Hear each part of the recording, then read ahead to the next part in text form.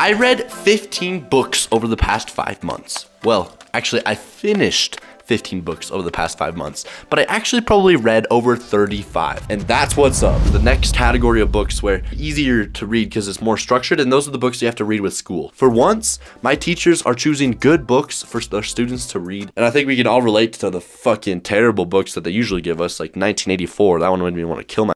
And so that's one strategy to read more, actually read those books. And even if you don't read them for the teacher, it's always easier.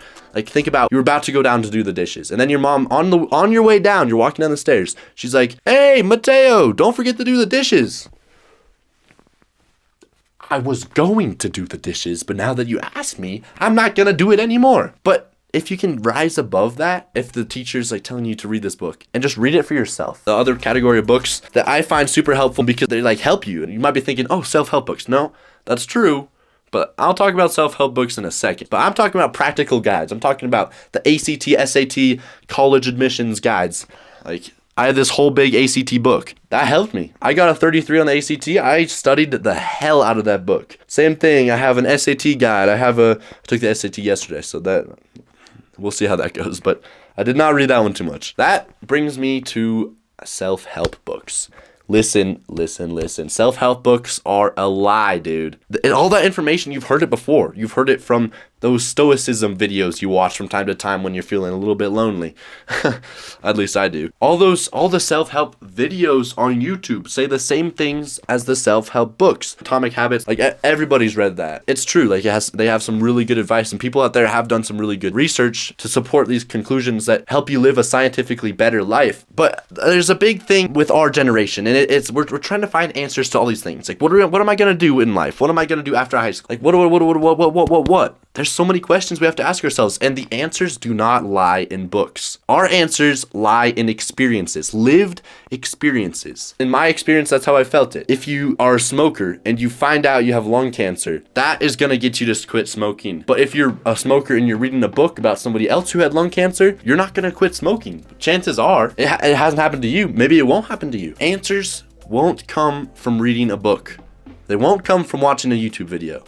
Answers come from living experiences, and that's why you gotta go out there into the world and live an experience every single day. That's how I try to live my life. Of course, it doesn't always go to plan. And that brings me to my next point, which is about priorities. Sometimes high schoolers, we prioritize the wrong things, and then we complain because we're prioritizing the wrong things unknowingly, and we're like, oh, I don't have time to do my homework. I don't have time to read books. I don't have time. Yes, you do. Everybody has 24 hours. Way everybody spends it is completely different. Some people will spend 4 hours a day watching Netflix, 4 hours a day on Instagram Reels, and the rest of the day either working, sleeping. I am guilty of this sometimes. Grey's Anatomy catches me. Sometimes, like yesterday, you're just tired after the SAT. You gotta do what you gotta do. So when you stop watching Netflix for 4 hours a day, when you stop scrolling Instagram Reels, when you stop using social media as much, you suddenly have all this time. I was watching a Finzar video. He was like doing the dopamine detox kind of thing. He didn't have his phone for a whole week. I was like, wow, that's really cool. Then I was like, man, that's gonna be really fucking hard because I like my phone. Even though I have a shitty phone, it's a Motorola. I get bullied. That brings me to the most recent book that I read, which was called 1,000 Naked Strangers. And this book shifted me. It shifted the things that I'm going to prioritize in the future. This book was all about this guy called Kevin something, and it's this whole book about his career as a paramedic in an ambulance. And I am really interested in pre-med, so I'm looking into this, and I'm like, wow. I go boxing like one time a week. And my boxing gym is right by an AMT, the American Medical Transport or something. That's like the ambulance home base right by my boxing spot. And so I went up when they were changing shifts right after I was boxing to like a pair of paramedics. And I asked them, I was like, hey, yeah, I'm a 17-year-old. Like, I'm looking into doing an EMT course and hopping in an ambulance. And they were like, yeah, I think you have to be 18. But basically, we were talking about it. And they had also read 1,000 Naked Strangers, and that just, it resonated with me. I was like, man, I'm kind of a part of this community. I read the same stuff as them.